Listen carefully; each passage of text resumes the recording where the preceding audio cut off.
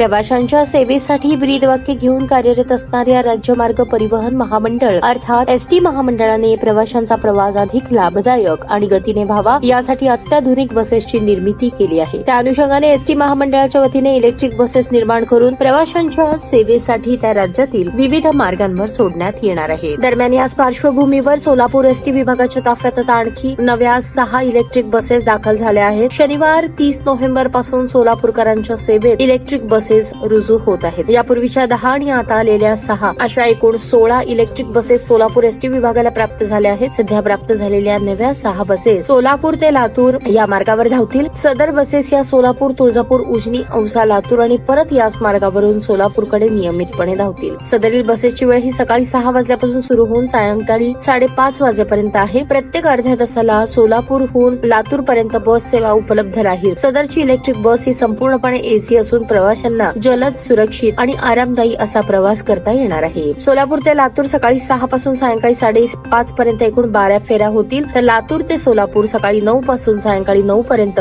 एकूण 12 फेऱ्या होतील। सदरील बसेस या संपूर्ण इलेक्ट्रिक असतील, वातानुकूलित असतील, आरामदायी सीट्स असतील। बसेसमध्ये महिलांना 50% सवलत असेल, ज्येष्ठ नागरिकांना 100% सवलत असेल, ज्येष्ठ नागरिकांना तसेच इतर सर्व सवलती असतील। सदरील बसेस या ध्वनी प्रदूषण, हवा प्रदूषण विरहित असतील, तरी प्रवाशांनी याचा लाभ घ्यावा अशी विनंती सोलापूर विभागामार्फत करण्यात येत आहे।